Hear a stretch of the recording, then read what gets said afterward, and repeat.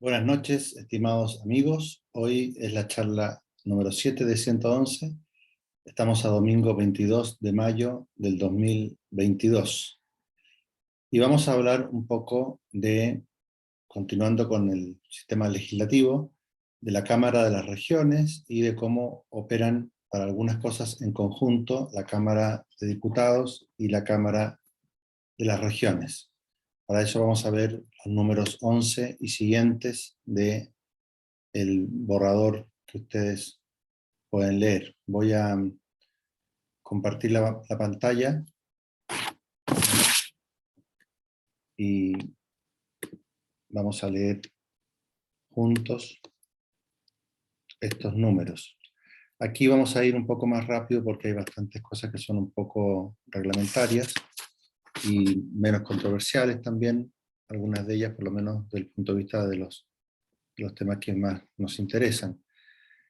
El artículo 9 de este número 11 dice: la Cámara de las Regiones es un órgano deliberativo, paritario y plurinacional de representación regional encargado de concurrir a la formación de las leyes de acuerdo regional y de ejercer las demás facultades encomendadas por esta Constitución. Sus integrantes se denominarán representantes regionales. Como se ve, tiene en parte una función parecida a la de las regiones, a la del Senado de la República, que tenía una representación más regional, pero también está aquí todo este bla bla de lo paritario y lo plurinacional, que además está recogido más adelante en el borrador de Constitución de forma mucho más detallada, es decir, se ve que son principios rectores de todo el nuevo orden institucional, y por eso hay que darle la importancia que merecen para, como les he dicho en otras ocasiones, rechazar este intento de secuestrar la patria con estas ideologías eh, disolventes, ¿no? de todo orden antropológico. ¿Qué dice el artículo 11, número 12? La ley determinará el número de representantes regionales a ser elegidas y elegidos por región, el que deberá ser el mismo para cada una y en ningún caso inferior a 3, asegurando que la integración final del órgano respete el principio de paridad. Ya les dije que el principio de paridad vamos a entrar en discusiones acerca de qué significa, si según se interprete de modo binario o no, de modo no binario. Sin embargo, aquí también hay que llamar la atención respecto de que una simple ley va a determinar el número de representantes de cada, perdón, de la Cámara de las Regiones en su conjunto, y tiene que cada región tener el mismo número de representantes, con independencia de la población que tenga. Este principio me parece a mí que es bueno, es correcto, en el sentido de que eso es lo que permite equilibrar las regiones más pequeñas y muchas veces más alejadas con las regiones más populosas. Si no, sería repetir la proporcionalidad propia de la Cámara de los Diputados y no tendría probablemente ese efecto tan compensador de la Cámara de los Diputados. De todos modos, recuerden que ese efecto está disminuido por el hecho de que la Cámara de las Regiones solo interviene en algunas leyes muy importantes. De hecho, en este caso, no está claro si la ley que determinará el número, como se dice aquí, de representantes regionales a ser elegidas y elegidos, etc., es una ley que solamente dicta la Cámara de los Diputados o en la cual también interviene la Cámara de las Regiones. Digo que no está claro porque, según este texto tomado aisladamente, no es una ley de aquellas en las que debe concurrir la Cámara de las Regiones. Es una ley simple, sin contrapeso en la Cámara de las Regiones, pero también va a depender de cómo se interprete el número 32, en el que se enumeran las cuestiones en las cuales deben concurrir las dos cámaras, es decir, las leyes de aprobación regional, de concurrencia de la Cámara de las Regiones. Y ahí hay una frase ambigua que vamos a ver en su momento más adelante, que podría servir para dirimir esto. Pero si la referencia es estrictamente al número de Representantes es una ley que no es de acuerdo regional, según la terminología que usa este borrador. Se van a elegir, dice el inciso siguiente, en votación popular, junto con las autoridades comunales y regionales, y 3 años después de la elección presidencial y del Congreso. Por lo tanto, este es un elemento también positivo, porque al diferir en el tiempo, y la renovación va a ser cada 4 años, diferida en el tiempo de estas cámaras, eso permite también una mejor representación de distintos momentos de la opinión popular, con lo cual un momento compensa, equilibra lo que puede haber sido la opinión predominante en otro momento. Como los periodos están pensados para 4 años, también va a significar algo interesante de ver cómo funciona, que es que las elecciones de representantes regionales y en realidad de todas las autoridades comunales y regionales van a ser una toma de temperatura 1 año antes de la elección presidencial y de la elección de diputados.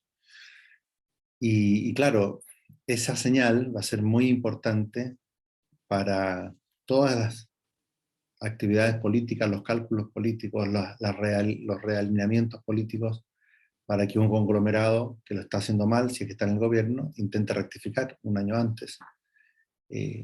Y también para que otro conglomerado, si logra ganar esas elecciones en contra del gobierno vigente, está preparando en realidad su desembarco en la Cámara de Diputados y en la moneda.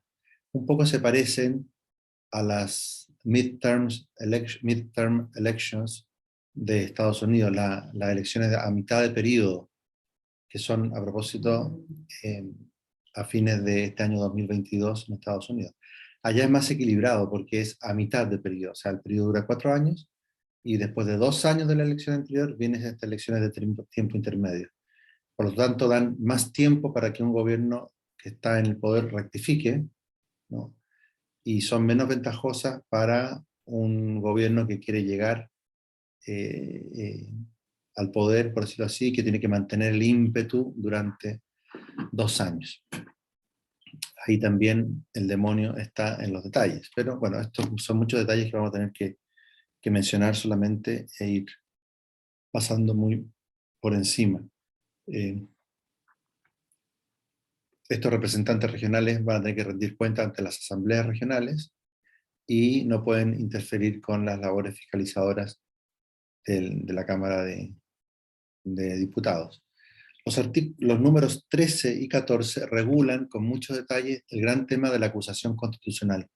No lo voy a revisar mucho, la matriz es bastante clásica de acusación por la Cámara de Diputados y decisión como jurado por la Cámara de las Regiones.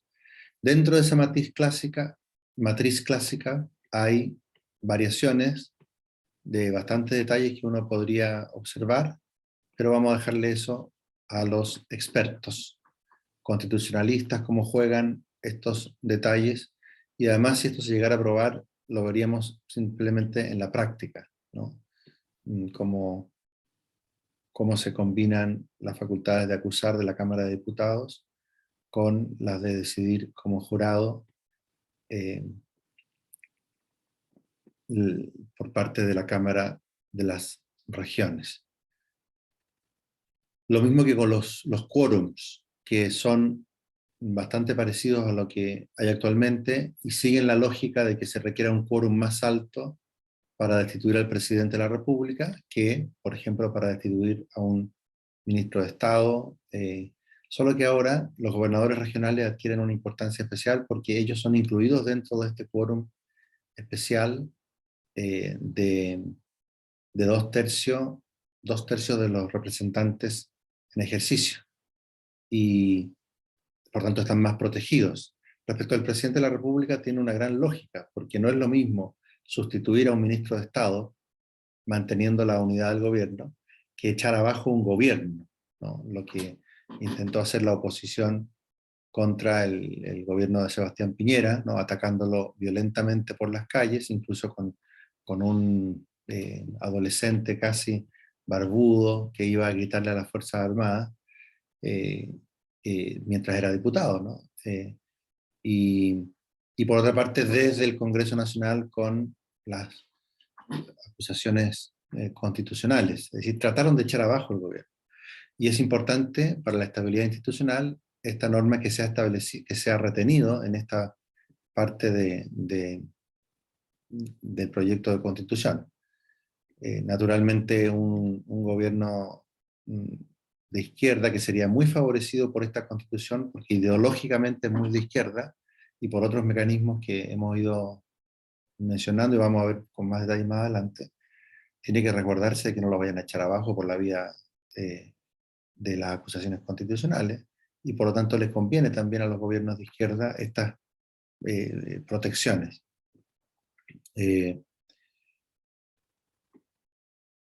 Bien, y después están las sesiones conjuntas del Congreso de Diputadas y Diputados y de la Cámara de las Regiones, que son los números siguientes, 15, 16, 17, en el que se regula cómo aspectos que son comunes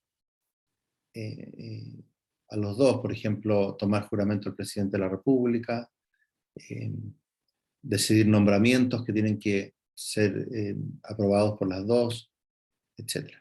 Pero aquí, en esto que parece que se refiere a las sesiones conjuntas, aparece un artículo que quiero comentar de modo especial, que es el del número 17. Dice, para ser elegida diputada, diputado o representante regional se requiere ser ciudadana o ciudadano con derecho a sufragio, haber cumplido 18 años de edad al día de la elección y tener avecindamiento en el territorio correspondiente durante un plazo no inferior a 2 años, en el caso de las diputadas o diputados, y de 4 años en el caso de las y los representantes regionales, contados hacia atrás desde el día de la elección. Se entenderá que una diputada, diputado o representante regional tiene su residencia en el territorio correspondiente mientras ejerza su cargo. Bien, estos son requisitos de ciudadanía y de residencia que son normales en una constitución.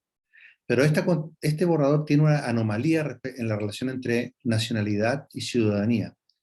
Y es que siguiendo una corriente globalista bastante contraria a la distinción entre nacional y extranjero, a las fronteras, etc., facilita que los extranjeros no solamente puedan votar, sino que puedan ser elegidos para la Cámara de Diputados o representantes regionales. Esto para verlo bien, hay que relacionarlo con otro artículo que voy a buscar enseguida, que es en la sección de principios constitucionales. Lo vamos a ver después, por tanto ahora solamente lo voy a leer, no voy a compartirles pantalla, no voy a hacer avanzar tanto este tema sobre la ciudadanía. Se dice que todas las personas que tengan la nacionalidad chilena serán ciudadanas y ciudadanos de Chile. Esto amplía la ciudadanía a personas con aparentemente no más requisitos que este, aunque tenemos que ver después cómo se puede perder la nacionalidad. Pero obviamente que está pensado para ampliar la ciudadanía, haciendo facultativo el voto de menores de edad. Eso tendrá que resolverlo la ley, porque es obligatorio para los mayores de 18 años, perdón, de 16 y menores de 18 años. Puede ser, es obligatorio para los mayores de 18 años, discúlpenme, pero no obligatorio para los chilenos que viven en el extranjero y para los mayores de 16 y menores de 18 años. Pero puede ser facultativo, incluso para menores, si la ley lo dice, porque no está prohibido que como ciudadanos tengan derecho a voto.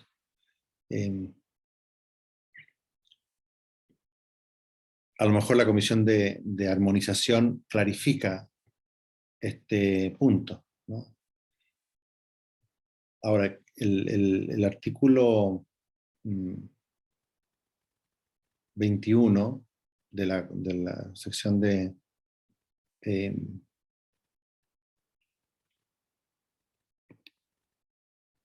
perdón, el artículo 20, inciso primero, dice: asimismo serán ciudadanas y ciudadanos las personas extranjeras avecindadas en Chile por al menos 5 años. Son ciudadanas y ciudadanos. Después se dice en otro artículo que las y los extranjeros avecindados en Chile por más de 5 años y que cumplan con los requisitos señalados en el artículo 20 podrán ejercer el derecho de sufragio activo en los casos y formas que determine la ley. Y aquí viene el problema, que es algo que van a tener que armonizar los armonizadores, ¿no? Y es que para votar hay una ley que va a tener que establecer en qué medida pueden votar, pero para ser elegidos no se dice eso. Tener voz pasiva respecto a los cargos es la posibilidad de ser elegido. Claro que alguien podría decir, es incoherente que tengan voz pasiva, posibilidad de ser elegido, amplísima los extranjeros, con el solo hecho de avecindarse 5 años, porque ahí ya son ciudadanos, y no tengan voz activa, votar, la posibilidad de votar, porque una ley se la restringe. Muy bien, pero eso es lo que dice el texto. De modo que una ley que restringiera la voz pasiva de los extranjeros que son ciudadanos por solo hecho de vivir 5 años en Chile, sería inconstitucional. Así que podríamos tener un Congreso con bastante plurinacionalidad, pero de nacionales de países extranjeros que no sean chilenos, porque no es necesario ser chileno para formar parte del Congreso de los Diputados, de la Cámara de las Regiones. No es necesario, porque no está vinculado esencialmente el carácter de ciudadano con el carácter de chileno, según este borrador constitucional. No tiene la lógica de la Constitución de 1980, que primero define la nacionalidad y después dice, dentro de los chilenos son ciudadanos una serie de chilenos que tienen características que los hacen aptos para ejercer sus derechos políticos en forma activa, como participando, votando, etcétera, o también en forma pasiva, siendo elegidos para distintos cargos. Y que hace excepción expresa para permitir el voto de los extranjeros después de 5 años de residencia, etcétera. Pero ese sistema como de embudo que tiene la Constitución del 80 y que es la lógica, no aparece en este borrador. Repito que puede haber sido una de las consecuencias de la forma en que se debatió esta Constitución, y la comisión armonizadora a lo mejor borra con el codo lo que escribió con la mano. Ojalá que lo haga, porque si esto llegara a aprobarse, tener a ciudadanos que no son ni siquiera nacionales definiendo los destinos de la patria sería otra forma de atentar contra la unidad de Chile. Bien, los artículos siguientes van mencionando los que no pueden ser candidatos a estos cargos de elección popular, se llaman inhabilidades. Después el número 19, las incompatibilidades. Como voy muy rápido, voy a dejar de compartir el texto, lo pueden ver ustedes después.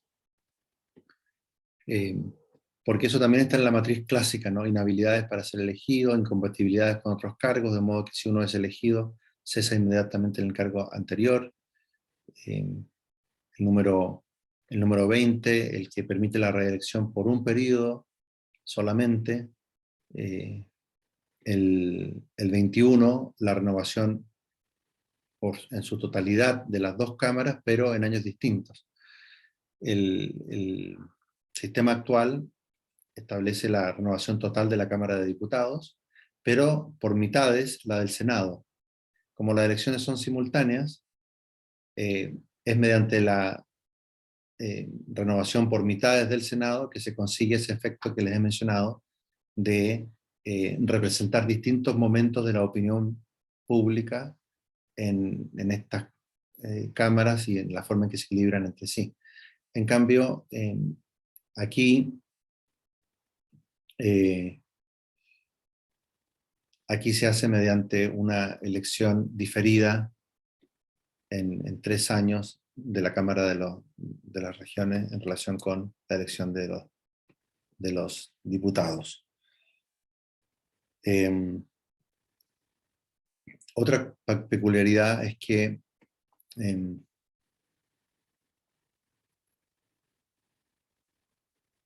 las decisiones que han de tomar estos dos órganos se toman por la mayoría de los miembros presentes, salvo que esta Constitución disponga un quórum diferente. Esto es bien importante porque significa que la inmensa mayoría de las leyes van a ser lo que hoy día se llaman leyes simples. Y va a haber muy pocas leyes que tengan un quórum superior, lo que hoy día llamamos un quórum diferente. Y lo mismo pasa con otro tipo de decisiones, como las que hemos mencionado sobre juicio político, en las que sí hay un quórum diferente. Y la mayoría de los miembros presentes pueden ser muy pocos. De hecho, para que pueda sesionar se requiere que estén presentes la tercera parte de los miembros en ejercicio de cada una de estas cámaras. Por tanto, para la mayoría, teóricamente, podría ocurrir que la mayoría de una tercera parte, que son los presentes, pudiera decidir una ley, ¿no? Eso es como una sexta parte, un poquito más de una sexta parte de los miembros del Congreso. Eh, Parece que bajarle bastante el quórum, aunque esto no es extraño, ¿no? Es decir, como se está hablando de decisiones en general, esta es la regla general en la mayoría de las democracias, por tanto tampoco hay que asustarse.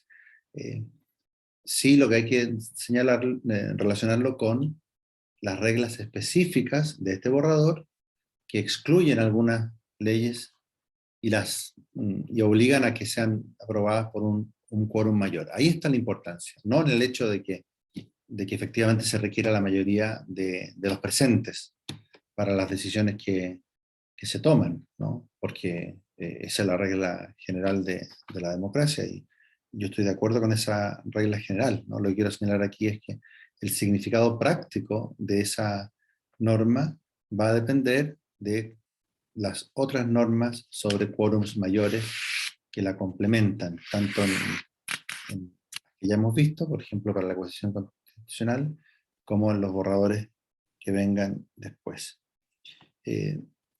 Por último, en el número 24 se establece la inviolabilidad parlamentaria por las opiniones y los votos que emitan el desempeño de sus cargos, y también el llamado fuero parlamentario que los protege de una acusación o de una detención, salvo en caso de delito flagrante. Eso es lo mismo que ha habido en nuestra tradición constitucional, en línea gruesa. Ahora sí me gustaría mencionar que después se establecen causales de cese de los parlamentarios, y ahí se añade una que no sé por qué no se completó a la luz del caso de Rojas Vade. Se dice que las diputadas, diputados y representantes regionales podrán renunciar a sus cargos cuando les afecte una enfermedad grave, debidamente acreditada, que les impida desempeñarlos, y así lo califique el tribunal que realice el control de constitucionalidad. Pero no se contempla, no sé si lo va a hacer la Comisión de Armonización también, expresamente la renuncia. Ahora bien, yo personalmente soy partidario de que efectivamente no exista como causal de cese la, la simple renuncia, porque por cualquier maniobra política un diputado se podría haber presionado, coaccionado para renunciar. Y su voluntad de permanecer en el cargo y la protección contra esas presiones está dada por la imposibilidad de que cese por simple renuncia. Pero en ese caso, y lo defendí así, yo también era partidario de que el señor Rojas Bade no pudiera renunciar. Y se hizo una reforma constitucional específica para él, para que él renunciara. Y eso yo creo que es impresentable, es decir, no podemos estar haciendo reformas constitucionales a medida que ruge el pueblo, por muy denigrante que haya sido la actuación de ese convencional constitucional y que haya sido como el pueblo rugiendo el que pedía su renuncia. Bueno, eso también podría pasar con un diputado en el futuro y tendría que haber una reforma constitucional para hacer renunciar a ese diputado específicamente. No, yo creo que estoy de acuerdo con la norma que aparece ahora, tal como aparece ahora. Eh, pero, por lo tanto, seamos coherentes con ella y no nos dejemos presionar después en el futuro. Bien, las normas que hemos repasado hoy son, como ustedes pueden ver, mucho más reglamentarias, por eso no me he detenido en muchos detalles, y en la siguiente ocasión, en la charla de mañana, si Dios quiere, vamos a explicar algunas cosas sobre la legislación y la potestad reglamentaria. También vamos a ir rápido sobre estos temas en los cuales habría muchas diferencias que discutir, bueno, como lo hicieron los convencionales en su función de ofrecer esta nueva constitución. Eh, pero me gustaría explicar la lógica que hay detrás y no detenerme demasiado porque no van a estar ahí las grandes diferencias que nos permitan inclinarnos hacia el apruebo o hacia el rechazo, ¿no? Están otras cuestiones mucho más profundas, de fondo, ideológicas, etc. Y dicho eso, me despido hasta la próxima ocasión.